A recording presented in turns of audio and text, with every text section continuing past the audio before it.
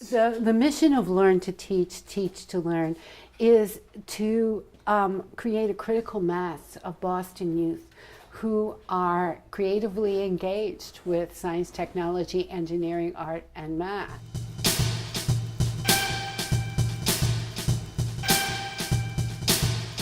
Well, like the program itself is like really meaningful, like going out and teaching kids like how to program, just the fundamentals of STEM. This information highway. Yes. So wait a minute. It can't be like the other highway system where only some people can get on. Yeah.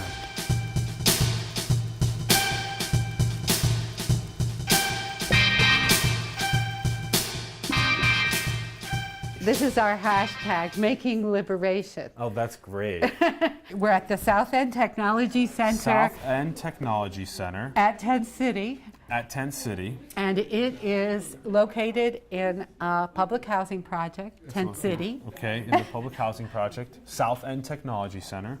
At Tent City. At Tent City. And Tent City is the housing development. Opened 17 years ago. Opened in 1997. We've just been doing Learn to Teach 21 years for 17 open. years. Yes. Okay, so Learn to Teach has been going on 17 years, Mm-hmm. and the Fab Lab is just a fabrication lab inside of the South End Technology Center. That's right. And that's been open a couple of years as well. Yes. Okay, cool. And you have tons No, of... that's the Fab Lab. We were Yeah. the first Fab Lab outside of the MIT Media Lab. So it opened in like 2002, 2001, 2002. Wow, 15, 16 years. That's Yeah. incredible. Yeah. So this specifically serves underprivileged kids. And adults, like And in adults, the front yeah. when you came in, you saw Yeah. the personal and professional empowerment program.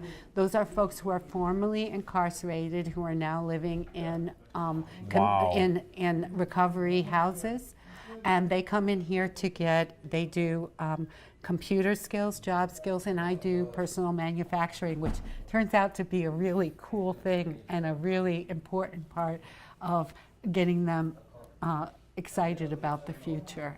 And that's really important to do adults as well, to help Yes. with the program, to help them get on their feet, get established with new digital literacy skills. Yes. That's so crucial, especially in the age of automation that we're getting into, especially for them to become actualized, all this good stuff. So Susan Klimczak. Klimczak, Dr. Susan Klimczak. Dr. Susan Klimczak. We're here at the South End Technology Center in Boston, and we are, you've been running this now for about 21 years or so. This came from a grant, you said, from the National Science Foundation. No, the center itself came from a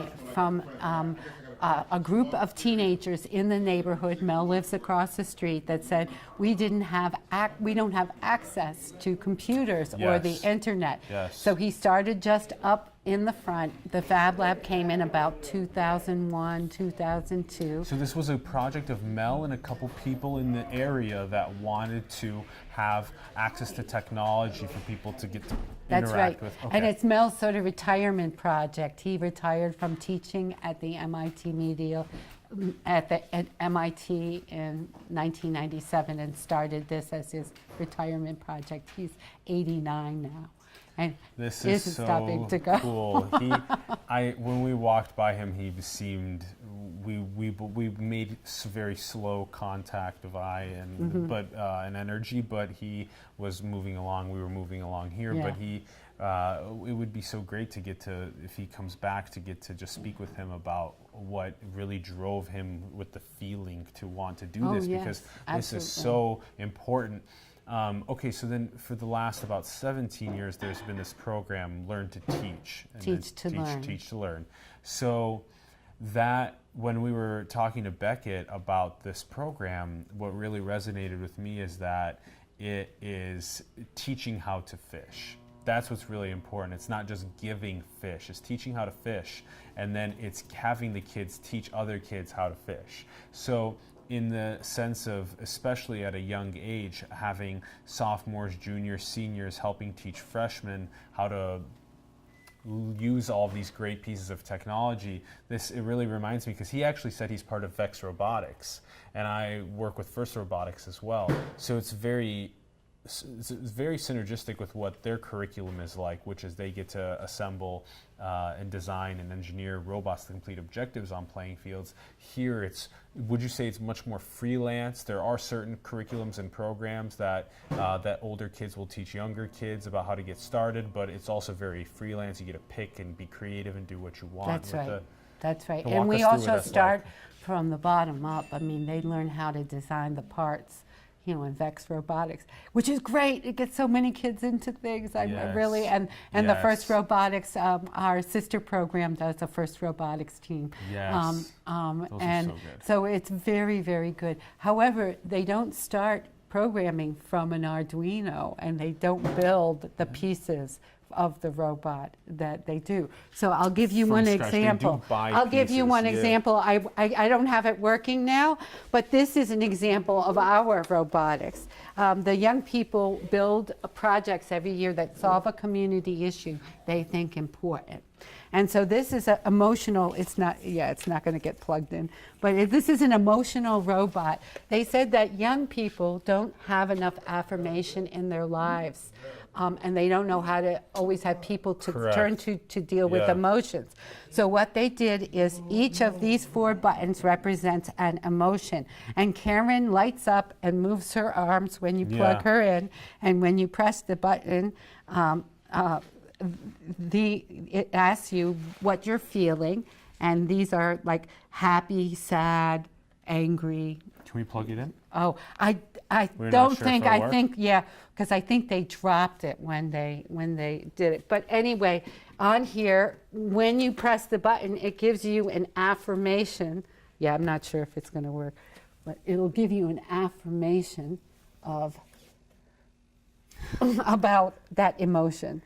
And so this is also kind of going into the space of emotional intelligence for artificial intelligences. And the this is really difference, important yes. Because the non-judgmental and the empathetic, sympathetic, compassionate side of humans is sometimes missing from That's right. conversation.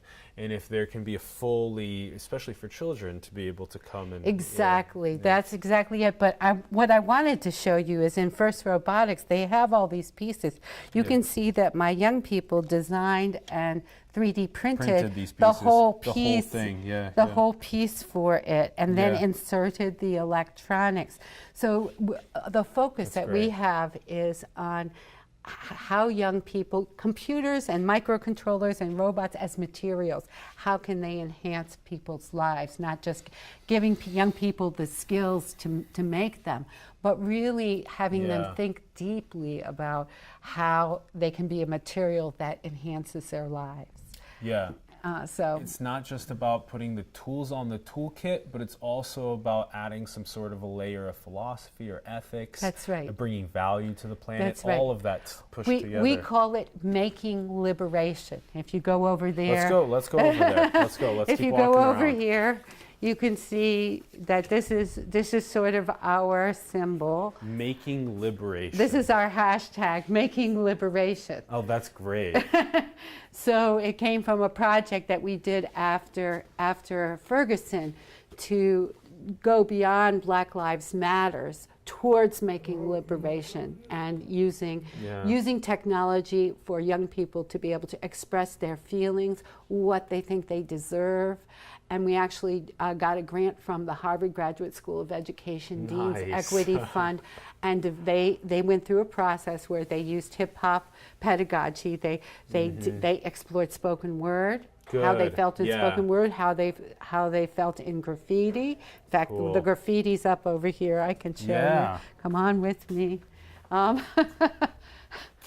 It is up there that they did, and then they Change. developed. Yeah. And then they developed projects that expressed their Towards making liberation. Yeah. expressed what they thought youth deserved. They came up with the Youth Manifesto, and they developed these projects. And then they did a workshop for graduate students and professors at the Harvard Graduate School of Education on this. So ever since then, that's been a real theme for us at the tech center. It evolves. And I love how you're incorporating art Yes, into the digital literacy as well. absolutely. And so you were showing us this a little bit earlier, but I love the organization here. Oh, It's yeah. so organized, all of the different pieces that are needed to assemble whatever they want to build. And there's also images for the visual as well. This is just very well done. And if you open up, you know, what did I open up earlier? I opened up an Arduino Nano. That's what I opened up. And so at any point, kids can decide, hey, I want to follow something on YouTube, or I want to go and piece something together that just sporadically is coming to my mind, and I want to play around with it and see what I can do with it. You provide that safe space, the mentorship.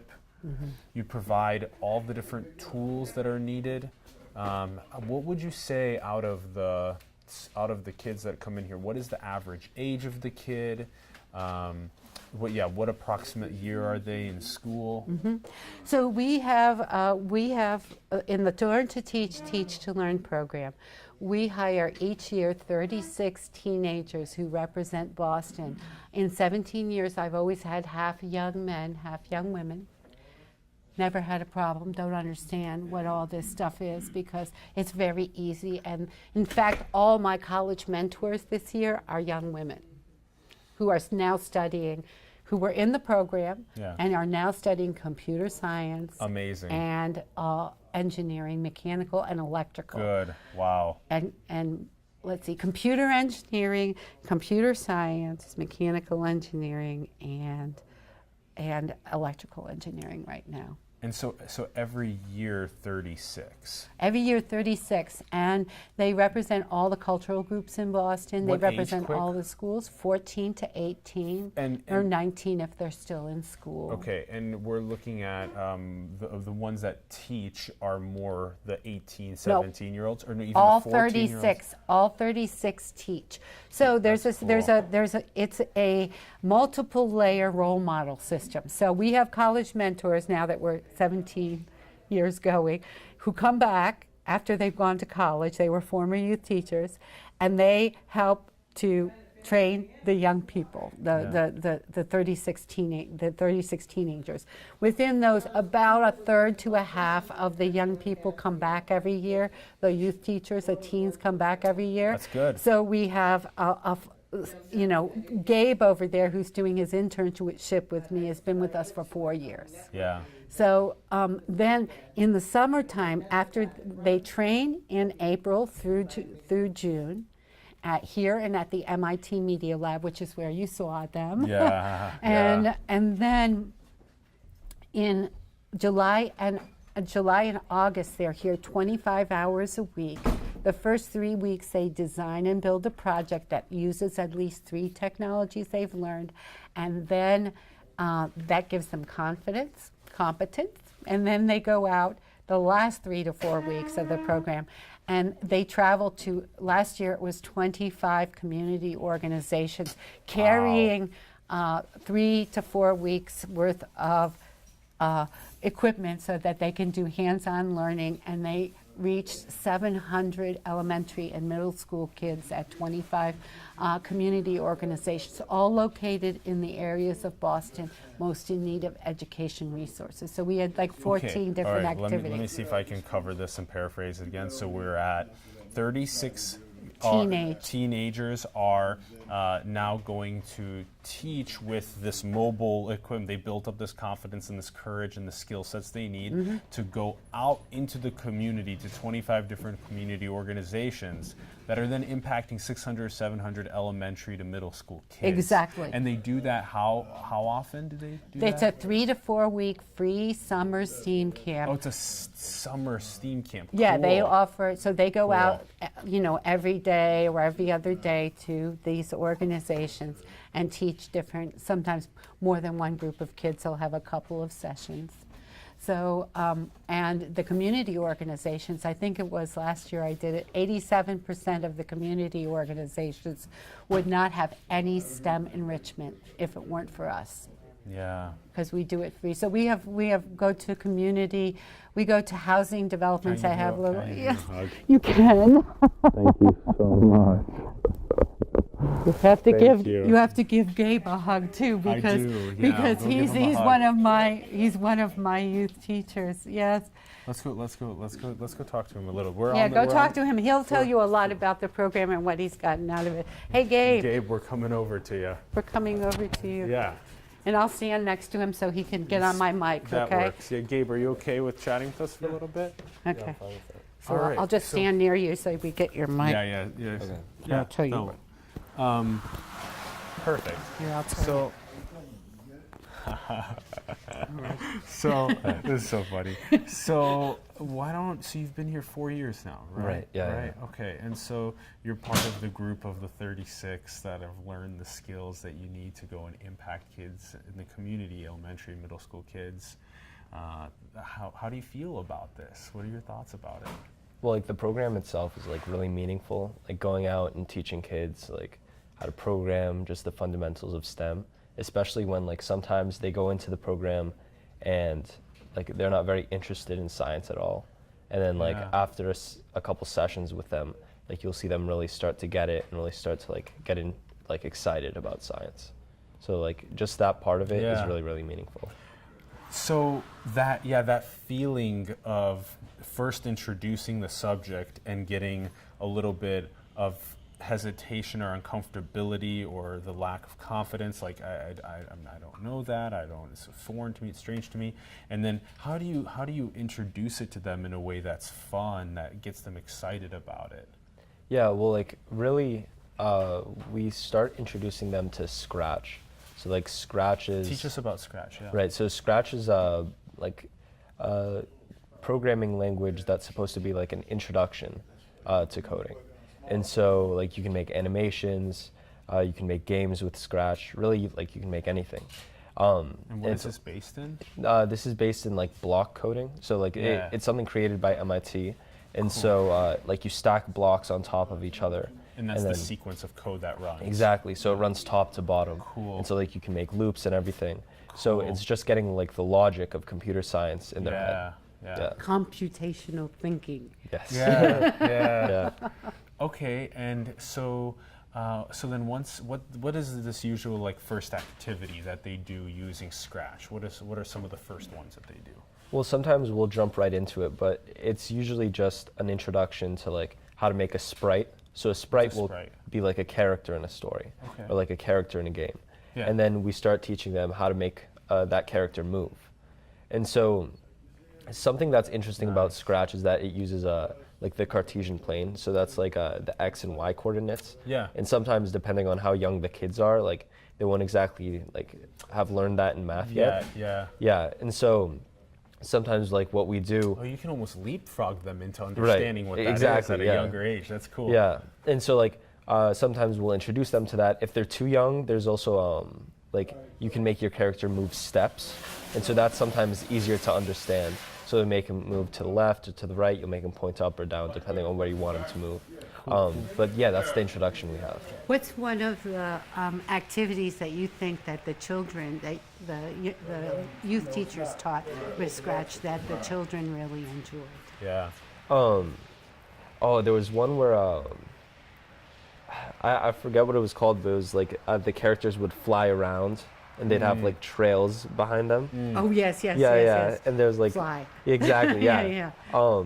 Like that was something that the kids like really loved because they could make their own characters, make them fly around, control them, and so like especially when you give kids like the reins in designing the character and designing like what their environment is, like you see them really, really get excited about the stuff that they're learning.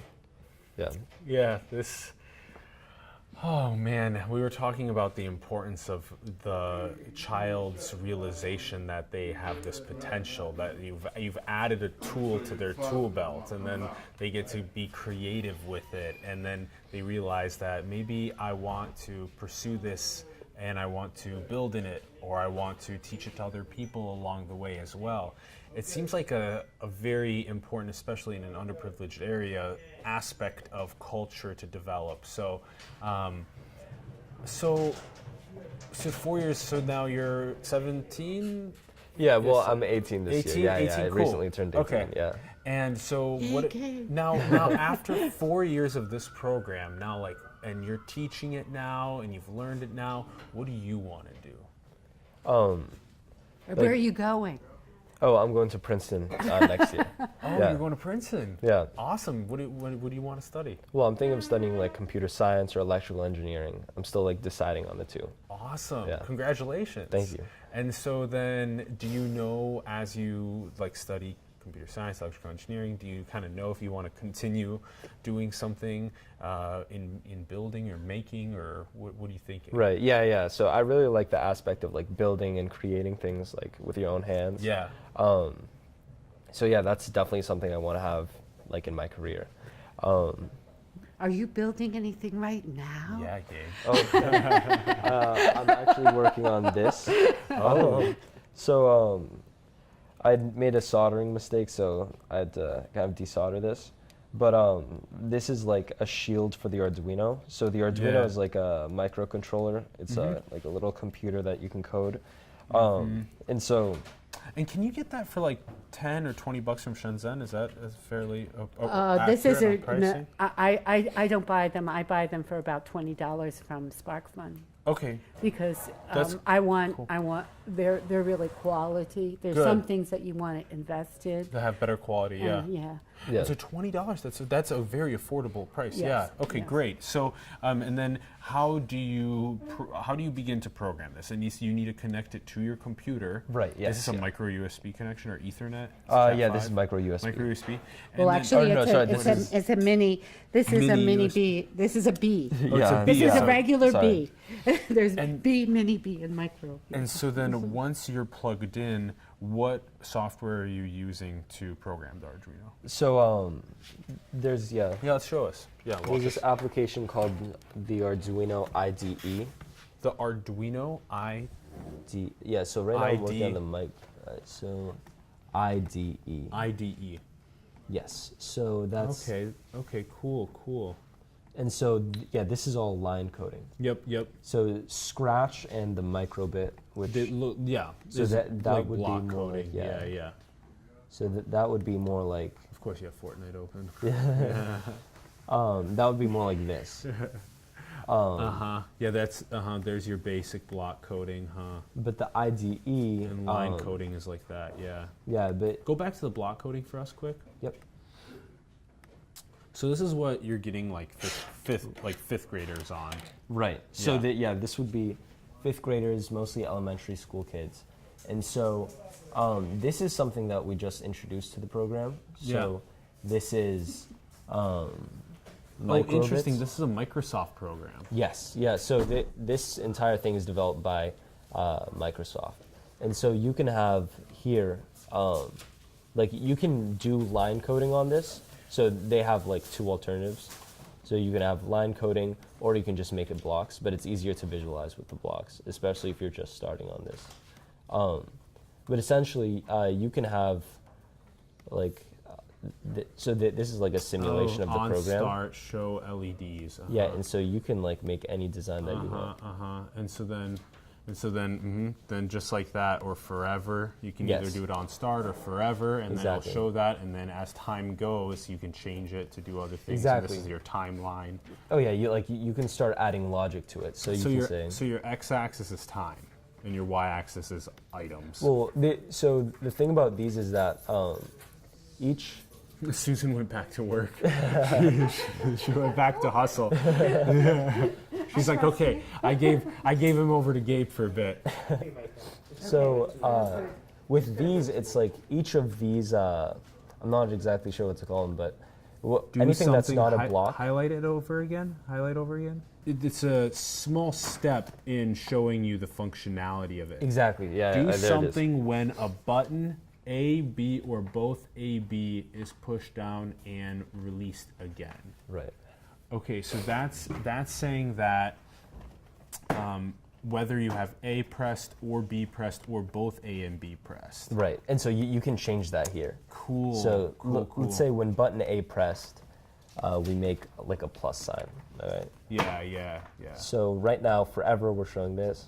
Or it would make more sense to do it on On start. start, yeah. So on start, we show this. Then when button A pressed, it changes here. Exactly, and this is a microbit, which is exactly what you know a Beckett Dunning. Yes, yeah. Yeah. We just talked to him yesterday. Really? Yeah. Yeah. Or was that 2 days ago? Saturday. Is that 2 days ago? Oh my gosh, Saturday. time flies. 2 days ago.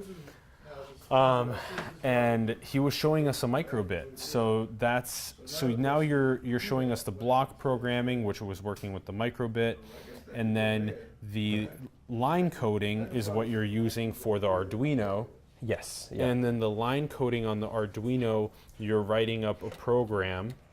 And what exactly are you writing up on that program? So what are you trying to do with this? So right now, like, it's the early stages, so I'm just testing that it works.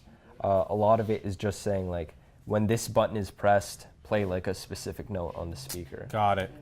And then, like, eventually you might be able to say, like, control, like, the scale that it's on or whatever octave it is. Cool. And then even here, like, this is a 3 toggle switch, so you can have, like, different modes. So it not just on or off, but, like, on, off, synth, stuff like that. Synth, yeah, cool. So, a programmable guitar. Exactly, yeah. Nice. So then when do kids usually start picking this up, start playing with this, learning about this? So this is actually something we haven't introduced to the program. This is just something that Susan wanted me to work on. This is exciting, I think. Yeah. They get to play with two birds in one stone. They get computer science and they get music. We had 2 birds with 1 egg here. We don't, Oh, I like we don't stone. Kill, we don't kill. I've always thought that same thing is we don't like the aggressive ones. 2 eggs, 1 bird? You hatch 2 birds with 1 egg. Oh, I get it. I see. Okay. Yeah, there you go. hatch 2 birds with 1 egg. So we have a 2 birds 1 egg here because we have them computer science and music at the same Exactly. time. That's great. Exactly right. And that's how they really make really strong interdisciplinary connections between music and art and science and those combined. So this is neat. I'm excited for this to be added to the program. What else? What else can you show us? I mean, yeah, there's a lot here. Another thing, which I'm just seeing this, this is a makey. And so the way a makey works is, so when you connect it to the computer, whenever you complete a circuit, let's see if I can just show you. Susan, we'll come back with you after this, okay? Okay. We have some more thoughts to run by you. So let's I'm see. happy. Okay. Let's plug it in here. There it is. All right, so whenever you complete the circuit, it'll act as if you did something on your computer. So for example, these 2 tabs, when you connect them to ground, so it's because my hand is conductive, so right now this is grounded now, so this right here is ground. And so it'll act like I hit the left button on my keyboard. So we have a couple of examples here. Let's see if I can scratch that message. No internet connection. Interesting. So Scratch was made about 20 years ago by MIT? Or 10 years ago. Okay. Just celebrated 10th anniversary. Congratulations. Such a good idea. Let's see. This might be a good one. Okay, so we're looking at Dragon Game here. Yeah, so this is a game I made for, so. Oh, you made this? Yes, yeah. So this was just as. You actually had the program, the colors of the pixels and everything? Yeah, so I can actually take you inside the program. So really, it all looks like this. Interesting. That's all that's going on right now? So no, this is just for this sprite. Oh, that's only for the dragon. Right. Oh wow, And so this is quite complicated. So this would be to control the actual player. This is for fire. Switch costume to costume 5, and then wait 2 seconds. Switch costume 3, wait 2 seconds. So that Exactly. way the dragon's constantly changing in its Exactly. costume. And so in here, this is the player. So Yeah. you'll see that like eventually as he gets closer to the dragon, he'll like change Slash. the way Yeah. he's moving. And so those are all costumes. And so this here, you have different costumes for the dragon as well. But essentially, this was meant as a sort of introduction to the explode the controller. So that's using makey, and Got it. we don't have any buttons here, but essentially you can like play the game just by going like this. Yeah. But you can also hook these up to like jumper cable, like alligator clips, and play with buttons like in the real world. These instructions are so interesting. When clicked, switch costume to pick random 1 to 2, go to front, go to back 3 layers, set pixelate effect to 25. So then you have a certain pixelation effect. So that's how to keep it either pixelated or not. Right. Either smooth or pixelated. So I wanted the feel of like an arcade game, or just like one of those. So higher pixelation is, or higher effect number is more pixelation. Right. So if you set pixelate effect to 50, and you look at the dragon, you'll see that he gets much more pixelated. Much more pixelated, yeah. What if you set it to 1? If you set it to 1, that's like almost nothing at all. Yeah, exactly. It looks very crisp, yeah. Right. And so 25 is just like the number I decided on. Yeah. Cool.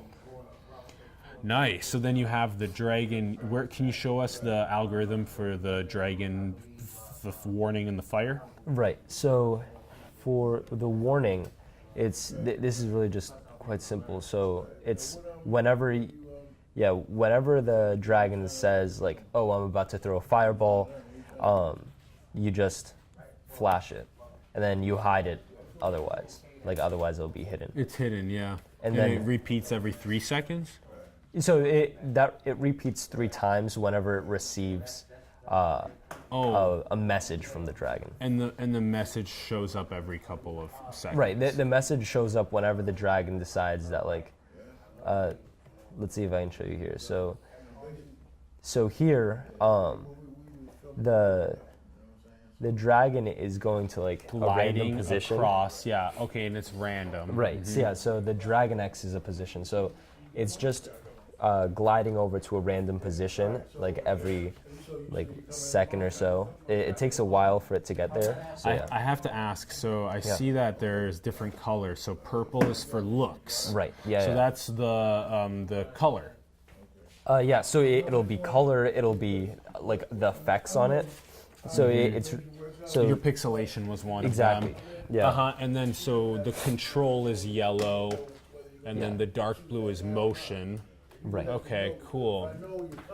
Yeah, So that's pretty well explained and well compartmentalized in a way that makes sense. And then there's all these little sprites, like you said. So then the essence is to use Scratch to make sprites. Exactly, yeah. Okay. And so the way these sprites interact is all up to you. So that's essentially how games are made. And then, Awesome. And then this right here is just like the background. Yep. So the background isn't a sprite itself, it's its own like separate thing. But yeah.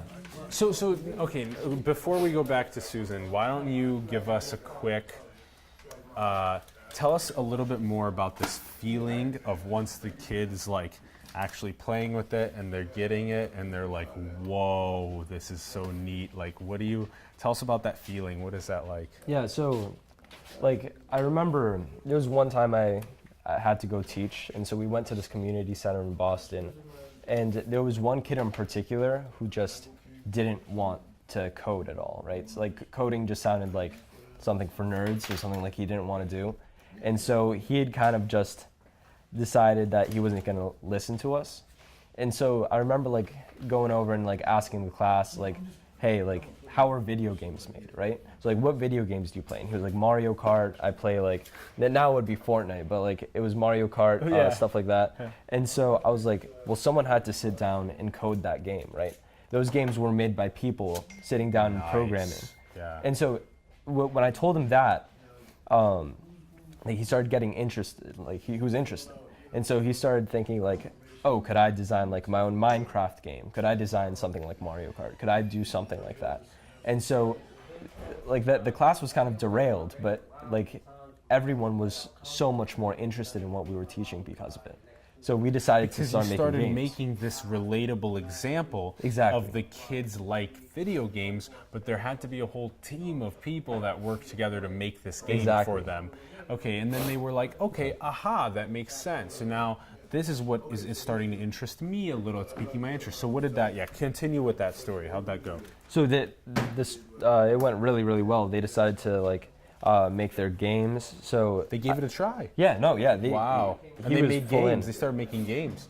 So Right. they really just needed They needed to know that the game did not just come from magic, from a black box. That's They exactly needed to it. know that it was actually created, designed, and engineered by other people, and Right. that they themselves could do that too. Right, because it's interesting because now it's so easy to download a game on your phone and you have no idea where it came from. Yes. Like you have no idea like the months of effort it took from a group of programmers to put it Yes. on your phone. And so like really with Scratch in particular, kids are starting to see the development side of a game. Yeah. And that's what makes everything so much more interesting, especially because they have everything like so intuitive. Like you were talking about the color coding and everything. So great. It's- The sprites are so great. Yeah. It's something that a kid can really interact with. And Yeah. that's why Scratch is really great, and that's why we're going out and teaching it. I love it. I love it. I'm sure MIT loves you guys for going and teaching so many people Scratch as well. Yeah. Right, Oh, Susan? there are gazillions. There are millions of kids all over the world who show them the Scratch site. Oh, yes, where yeah. young people share it. So, it's amazing. so there's a million people using Scratch across the million world, kids right? across the world using Scratch. Is that every year, every day, or do we know? No, but if you go on the site, They'll tell you. Yeah. All right, well, yeah, let's But go. it's Let's check it amazing. out quick. So In fact, yeah. our- Oh, and our- then they all so it's all open source. So then they're all uploading their code, like the games they made, and then and people are playing them. Kids remix them. They so remix the games. What they have, what people in the community are loving, and what they're remixing. Ron, come look at and- this. This is Parkour Boy. This is a project that someone made, and it's featured. And So it's featured right now. yeah, and so it's just doing parkour. Parkour, yeah, jumping from there. And it's remixed. Yeah. Oh, you can't touch the red. Okay, Yeah, there that's you the go. that's the yeah. And interesting. All right. Oh, and it looks like there's either Mandarin or Japanese Yeah. or Korean over there. That's what's interesting It's about Scratch. translated into Everybody, yeah. Interesting. And so people leave comments. They remix these games. Can you pull Oh, yeah. open the code right now to look at Oh it? yeah, I bet this is a little bit more complicated. Oh, cool. I see how it's built in. There's like a lot of caked in Yes. layers right there. Yeah. Cool. But yeah, this is Awesome. Oh, there's only like 3 to 4 sprites really. It's such a limited sprite game too. yeah. I bet it's here it is. He really just plays with the background, so that as you can change the backgrounds to make it backdrop, whatever yeah, you want. Yeah. So okay, this is so cool. This is basically the engineering social platform for kids. That's exactly what it is. Yeah. Yeah. A coding social platform. A coding social platform. That's so interesting. This was solid, Gabe. So it's great. I'm happy that we got to meet each other as well. Yeah, I'm glad as well. Yeah, Nice to meet you. That was super fun. Give me a hug. Give me a hug. So good to meet you. And thanks for doing this. 4 years at it, inspiring people, and then also about to go to Princeton and crush it there. Do a good job there, and build the future. He's going to be famous. I think so. He's look at the way that he's teaching and he's talking about it so fluidly. Yeah, Thank you. Yeah, you're welcome. You're welcome. All right, let's pass the mic back over to Susan. You get back at doing the guitar. I'm still obsessed with the fact that they're combining engineering with music. That's a really There's a lot of Brian Gravel over at Tufts Thank is you. doing a lot of stuff with that. we really wanted to go to Tufts, but we didn't get to go. Oh well, I can hook you up if you want. Let's run it If up you again. want, I can hook you up with folks if you want. Susan's got all the hookups. I do. I do. I've been doing Let's this get for here. 17 years. I know everybody, and I work with Mel King. It was really great to engage with Gabe because that's firsthand experience. That's right. Yeah, that was really beautiful. Yes. Yeah. Oh, Gabe is very beautiful. Yeah, he is. Yeah, his mind is, his energy is. He's got great social skills as well. You know, interpersonal skills are really important to develop as well. Technologies of the heart. Yeah. Technologies of the heart. Yeah. In fact, can I come over here and show you something? Bring us. Although you won't be able to see the whole thing because somebody moved this organ over here, and I don't know who. I'm going to find out who. Oh, sweet. So engaging urban youth to catalyze cultural change in their communities. That is sweet. The mission of Learn to Teach, Teach to Learn, is to create a critical mass of Boston youth who are creatively engaged with science, technology, engineering, art, and math. Yes. Who can catalyze cultural change in their communities about what's possible to do with technology. So this is awesome. Self-efficacy, collective efficacy. Yes. Self-efficacy, collective efficacy. That's right. Yeah. And then the collective's teaching the individuals are learning themselves, they're able to provide again. Oh, it's so cool. Yeah, so technologies, this is what you're looking at here is a research poster. I think we are the only group that applied for an AERA grant. I don't know if you know it. American Education Research Association. It's the biggest education research association in the world. And we applied to do what's called a participatory research. That means that the young people and college mentors served as researchers as well as participants, you know, and who we were looking at in the study. So that is very, very unique. So you can see I worked with my friend Jae-eun Ju from University of Connecticut. And then these are the college mentors and youth teachers who were on the research, and Beckett was one of the people. Alex, Fi,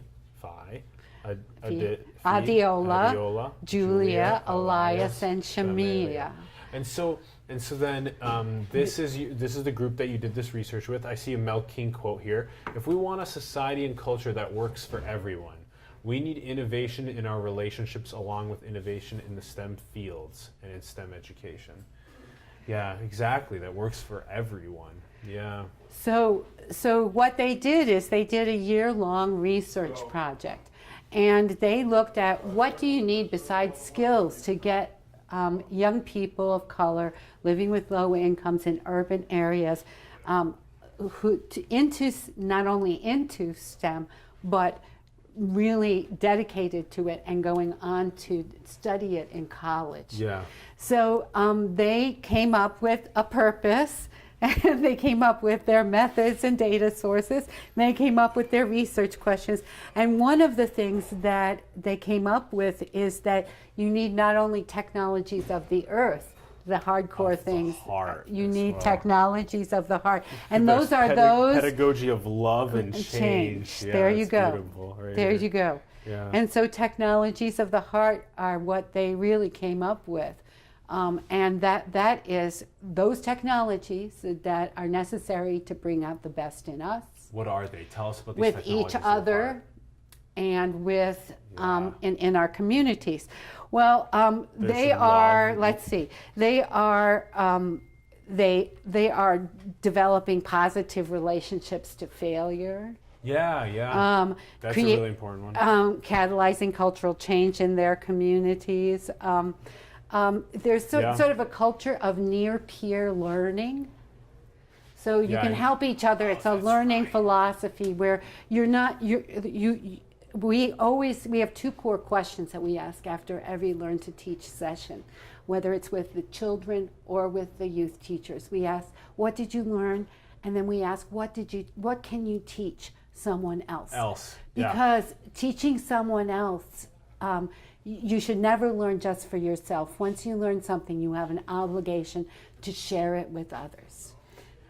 Yeah, we have an obligation to enrich humanity. We were birthed into this world. Let's give back to it. So you bring up this. So near peer learning. Yes. So we learned that from Beckett, 2 days ago. Yes. Near peer learning. This is important because learning from somebody like me that's like 25 teaching a 12-year-old is a different feeling than when it's a 14-year-old teaching the 12-year-old. Because the 12-year-old can then be like, hey, that person's like near my age. They look like me. They look like me. In 2 years, I'll be teaching as well. So That's there's right. a closed loop there. That's so cool. I've never actually put those words together, near peer. That's Learning. why that's so Right. important. Yeah. Well, we have, they've been trying to get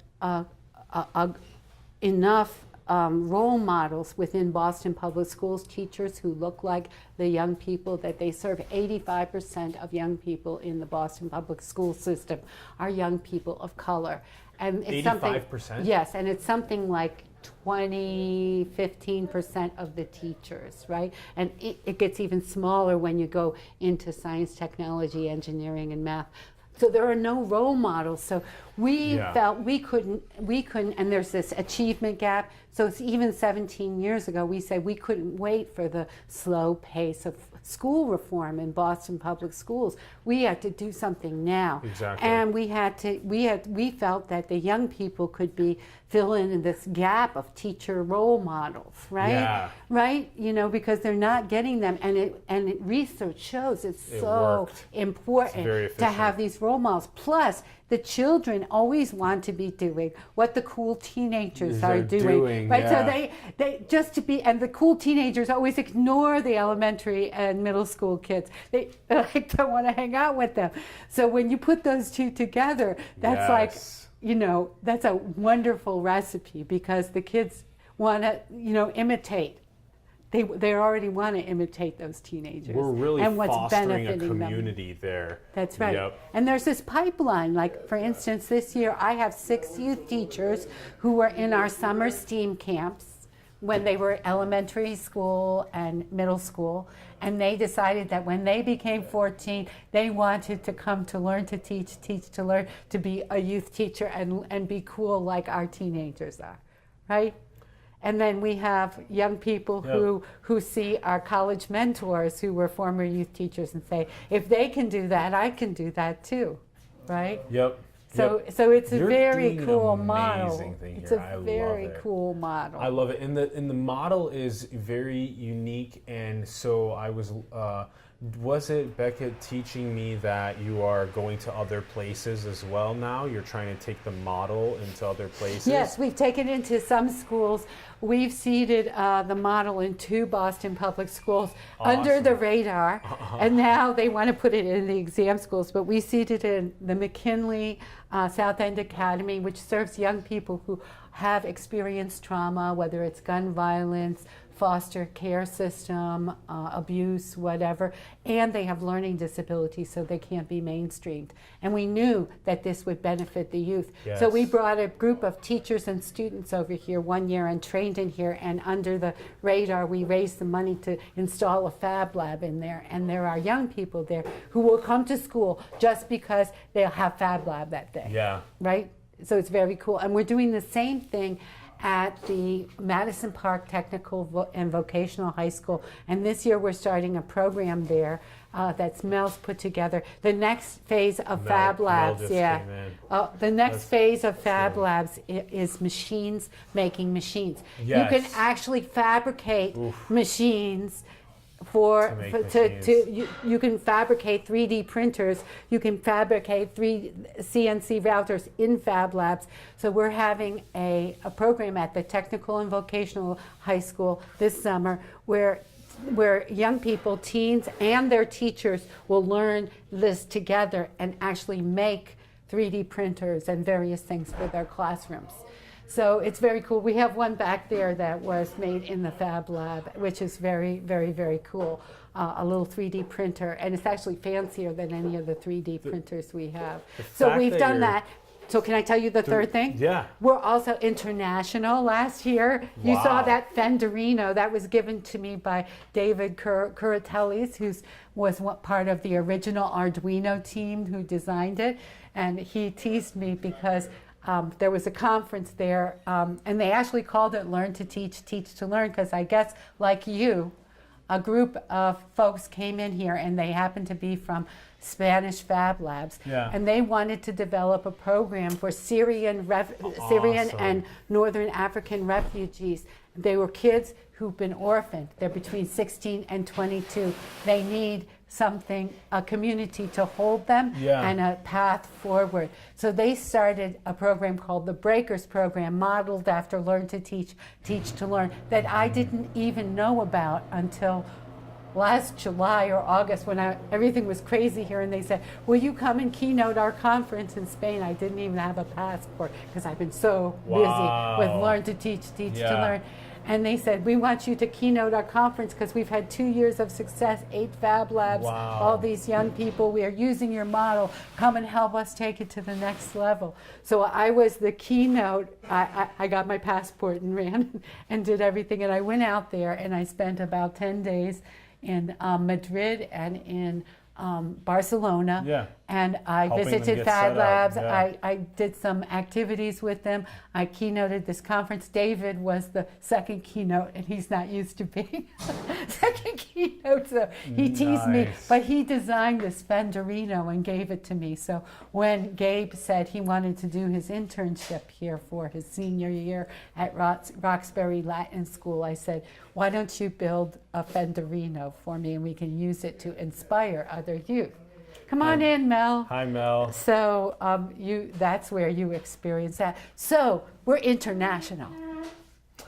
You are international now. You're extending into a couple other schools in Boston. And I love how you said that machines making machines now. This is your guy to talk about machines making machines. I was watching this TV program yesterday where they had these kids that were geniuses. Yeah. They could spell and count backwards and add up. Like, I was amazed. And I thought I was pretty good, but I wouldn't even mention that I had tried. Because their minds are just able to do the craziest things when they're young. Wow. I know I've seen some of that programming and I've just been blown away by what they're able to do. That's why exposing them to this when they're young is really important. Well, I thought about that too. About, the breadth of what they can get as a basis for where they come out in their future. And exactly. Very good. You're helping build that foundation. So what was it, 21 years ago that you had the realization that you wanted to provide the community with something like this? Well, the way to tell the story is that they were calling this the information highway. And having some understanding of what the National Defense Highway and all the highways that went from north to south, east to west, in the country. But the one thing we noticed about it was that some people could get on because it went right to them, but other people had to go 10 miles or whatever in order to get on. And so, working at MIT and hearing them talk about this information highway, so well, wait a minute, it can't be like the other highway system where only some people can get on. And so... And the information highway is a very important highway. Listen, a lot of our lives are wrapped around information. And so I said, wait a minute, can't let that be that there are a lot of folks who will not be able to get access. So I organized a national conference on the information highway. And I'll show you the book report of it. And because I said, Was this 20 years ago? Yeah, in 94. 94, wow, 24 years ago, yeah. Right. Wow. And I'm at MIT, and of course, being in the lap and cradle of that. Anyhow, it went off very well. Learned a lot about the technology, but about its power and its potential. And so when I retired, I said, I don't want an office on the campus. I want some money so we can open up a center, because the young people around were talking about these internet cafes. And so, and talking to some of them on the corners, they would say, we are at MIT. I said, yeah. I said, but I want to try and put something together. And that's what they wanted to see happen as part of what I was talking about. And so I got the dean to give me some money, and I opened up this other side. And was very, very important, as I was believing. And one of the things we did first was to get people to learn how to fix computers. We got some of the old computers that places were thrown away, brought them in, and people learned to do that. 9 of the first 13 folks were women. Awesome. And they were in college and needed the computer for it. And so they came, they learned, etc. And it was really the pivotal point in that we got the computers, got the place open, and it was being used to the extent that these women got it, were using it, etc. They're fixing the computers and then using them for their studies. Right. Yeah. Well, if they fixed 4, they kept 1. That's great. Yeah. I mean, that was the process for anybody. But for the women, and I think 6 of them were residents in this complex. So, okay.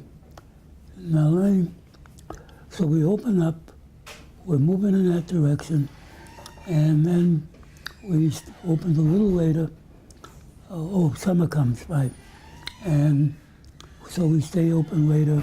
People come with their children, etc., so that they could themselves take advantage. But because there were games and things that they could play with the computers, it was fine. And then I realized, as one day I was looking out, and I don't know if you're familiar with Neighborhood Youth Corps. Neighborhood Youth School. Youth Corps. That was a program based on what they call the War on Poverty, the Office of Economic Development and Opportunity, set up for after school and summer jobs for kids. And so I'm looking out, and I see the kids, and they did other jobs, but they were sweeping the street, cleaning the parks and stuff. And I said, well, wait a minute. And I recalled what I did in the 60s. We got some girls, a few boys, to learn to teach reading and writing to children. Yeah. Worked with Northeastern University, and we put this together, and they learn, they work with some of the children, and then we did this other thing with one of the schools and had our youth teaching 3rd graders, and when they compared the scores of the kids that were exposed to these young people with the regular classroom, the young people and their work, the kids were, there were 2 sometimes 3 grades ahead of what they would have been if they were just in a regular classroom.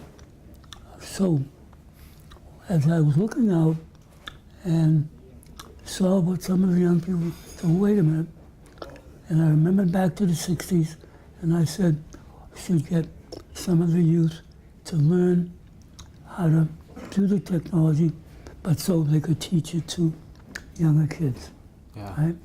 And so the good thing about that, because we could hook up with the Neighborhood Youth Corps funds, then we can find a way to pay the youth. And so we set it up, and we eventually came to what we call Learn to Teach, Teach to Learn, which is what you just learned about from Susan. And it was that model that got youth learning, then going out and teaching, and well, you know the rest of the story. You're so passionate about the information highways. You wanted to pave an information highway in an area of underserved community. Well, yes, it was wanted everybody to get access. Yeah. You know, because I didn't want the young people left out. But the model that I think is what's important is that you can get youth to learn and teach. And many of these youth know more than most of the teachers in the schools about certain aspects of the technology. And so their ability to get out and do that is very, very important, not only for the other youth they're teaching, but for what they're learning about themselves and the things that they can accomplish. It helps them with retaining the information, but it also helps them deal with interpersonal skills, because every child learns differently from other children. Mm-hmm. Now that's a very important part of it, because they see themselves as having the capacity to share that knowledge with others and to work in ways to help the youth they're working with broaden their thing. And so I've operated around this role model approach. It works. If you were to interview some of the youth, you'll see that they were in the program before. And we talked to Gabe.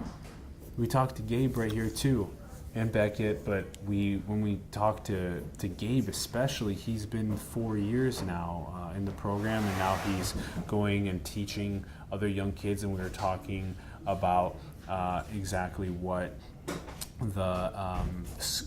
when he brings Scratch into the hands of the young kids, and they get it, and even if they weren't ready to get it at first, they were rebellious, but then they were told that, you know, the video game that you play on your phone, well, it took 6 months for a team of people to build it, just like you could do right now, and so then they get used to it and they play it. And then their minds are expanded to these new dimensions of thinking. And Gabe was really interesting because he had built up these interpersonal skills, he'd built up these coding skills, and now he's going to Princeton. And this is really this is, like you said, it's building an information highway in an area that was lacking one, and then it's stimulating that part of town with this information highway. well, last night I watched a TV program of these geniuses, young people who they could spell sentences backwards, they could do all things with math and whatnot. And I marvel at what they were able to do. And then they put on a clip about the systems of the body. And they showed something, and they asked these youth to name the part and what it did. Wow. And I Wow. sat there and I chuckled. Why? Because one of the programs that we developed here was about systems of the body. We brought in a woman from upstairs who had just finished her PhD and had a lot of knowledge about the body and systems. And I said, can you come and, because I think we can get the youth to make games about the systems of the body, and they could teach their little brothers, sisters, and others about it. Like how the heart beats and how the brain works, how the the calories, capillaries, all of the Yeah. pieces of the body. And so people looking for, anyhow, I should get a clipping and show you. She came down, she did the rough overview of it, and then we got the young people to learn about the systems of the body, and then develop a game about one of the systems. We started with the dietary system, and they did things. They went out in the street or to places where people were purchasing food off of trucks, asked them why they bought such and such, and then asked them about what they understood about the diet that comes from preaching and eating certain foods. And so what they did was they came back, we used a Scratch program, developed at MIT. I took them over to MIT so that they could understand a little more about it. And then they started making games for others about the dietary system. Awesome. And so they, I don't know, maybe he's got a clip or so that we could get for you to see a little piece of what happened. And was it with the sprite, so that the sprite would be the character that might digest another sprite, and then that would go Well, through the however they system? figured out, Yeah. there was a piece of the body that they showed and they said such and such, what does it mean, etc. And they did it, it works, etc. I have to ask you a couple other thoughts, because I want to. We've been recording a long time for this episode, and we want to make it so that it's still digestible for people that are watching at home. A couple really. Well, that's very important. You said thoughts. digestible. Yeah. And we're talking about the systems of the body. And the first one was the digestive system. So the question is, why these information highways across underprivileged areas, and what they do in uplifting those areas and maximizing the impact of those groups of people? What do you think we can do to work together collectively to make more information superhighways? Well, I think if you see something that works, share it, spread it. Yeah. This is what I think you're doing. Doing with this. I think this is very, very important. Susan could tell you about going out to, was it California, one of those places, being part of an organization. Yes, Stanford, which, which has provided them, but people come with an opportunity to learn from each other the kinds of things that they've been successful with. Now, I don't know if you looked at that big poster. Oh, we totally looked at the poster. The poster. Yeah. Okay, well. So you're saying take the stuff that works with making these information superhighways and replicate it across and make them better, and go to other countries in the world where there are favelas or shanty towns and these places that have underprivileged areas, and bring the information highways there as well. Absolutely. But see, I think we use the term underprivileged. I choose not to look at it in that way. the question is access, Access. right? And how do, Low access is the right, problem. and how do we up the access that they can utilize That's that will good. get them to that, but also for them to understand the kind of power that they now have that they can distribute to others in a way that you can work with them. You know that what you're doing is making a difference, Yeah. and that you run into people, and I don't know if she told you about these 13-year-olds, these tweeners, who, after watching and participating with the high school and college mentors, said to the director of the program, we want to teach the 5 and 6 and 8-year-olds in the way that we were taught, etc. Yeah. And so they set it up. You should ask her to tell you about it. And these 13, 14-year-olds got out there and taught the 6, 7-year-olds and younger what they had learned using some of the same techniques. I have to tell you, when I heard and saw that, I smiled because it was the approach that we wanted, you know. Yeah. And we know It's the approach once that's it- worked. well, that's It's the approach that's worked.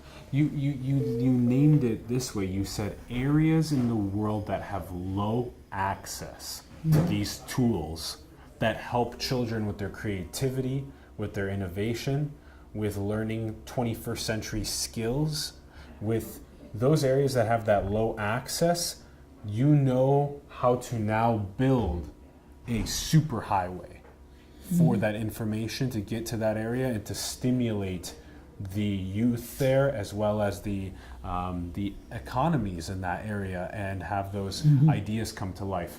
Did Susan tell you about that poster? Yeah, we went into depth about the poster. Oh, yeah. okay, because yeah. that Yeah, that's crucial. That's the recipe. That's the Right. information. That's the don't proof. need to say the anything pudding. else. Mel, how about one question for you before we call it? We ask this question on our show a lot. What do you think is the most beautiful thing in the world? Well, love. The title of my poetry book is Love is the Question and the Answer. And the power of love, when it is, opens doors. I was talking to somebody earlier about that concept and said, and I have a poem called, it's about the power of love. And the key aspect of it is that it opens doors. And one of the things that I learned in talking to Native folks about the difference between the culture that they came up with is and I have it in the poem, the love of power builds fences. Mm-hmm. The power of love opens doors. Yeah. Right? Power of love opens Doors. Yes. Okay? And that's, to me, the framework for community building, community development, and getting people to understand the importance of sharing and caring. And I learned that, I don't know, maybe 50, 60 years ago in one of my works out in the West, where in talking to some of the folks in one of the tribes, this is how they described the difference between the approach that they were involved in culturally and what the Europeans and others were involved in. And it's definitely Yeah. the umbrella, the envelope that we need to have things go on. See, It's a whole cultural change. You're describing cultures that they prioritize the power of love instead of the love of power. that's it. Love of power is going to build fences, but the power of love is going to open doors. We talk about on the show all the time. You're doing that here right now, and you're creating areas of you're identifying areas of low access. You're building these information highways there, and this has been an incredible time here. Mel, thank you for putting all of this together and working with this team and inspiring these kids. Gotta get one thing clear. Yeah. One of my students at MIT, when talking about things we do, she said, teamwork makes the dream work, Yeah. right? So, Yeah. not me. We had a team, and we had a dream, but it was a team that makes the dream work. Yes. And if we can't get anything else out there, I want people to understand that. Yesterday, I was at an event. We had stopped the highway from coming through, and one of the things that was an outgrowth of it was the fact that we had built community gardens. And there's a Southwest Corridor Garden. Yeah. And we had a time, remembering what happened and whatnot. And people were saying, you did? I said, wait a minute. And I asked them to repeat after me. Teamwork makes the dream work. Teamwork makes the dream work. And that's the only way I know how to work and function. Teamwork. And this is so applicable to globalization and what's going on across the world. Is putting up these massive fences and these massive borders is not working together as a team. And when we open up to the power of love, we will open up these doors to teamwork and making this dream work. And again, you're doing that here firsthand, Mel. Thank you. Thank you. Thank you. Thank you. May I have a hug? Oh, that's my middle name. Thank you so much. Yeah. I really appreciate you. Well, We do. appreciate you. This has been an incredible episode here. We greatly appreciate everyone for tuning in. If there's some takeaways, it's that the love for power is going to put up all these fences, but that the power of love is going to open up these doors, and that these areas of low access to these different types of technologies, to build information highways in those areas is really important across the world. And if we can learn how to do that together, we will leverage teamwork to make the dream work. This is such a pleasure. Thanks everyone for tuning in. If you guys had a good time, please give us a comment below. Let us know what your thoughts were. Like the video, share it around with other people. Let's get more people understanding about the learn to teach to learn ecosystem here, and that give us a subscribe, join the community, join us on Patreon. We need you to keep highlighting things like this, helping us support us in this journey. Mel, thank you so much. Susan, thank you so much. You are both incredible. Thank you for your time. This You're has been a very pleasure. welcome. Well, thank you for doing what you do. And thank you, Dr. Thank you, our Ron. videographer. Thanks, Ron, our producing partner. Thank you. All right, guys. See ya. And we got some goodies for you.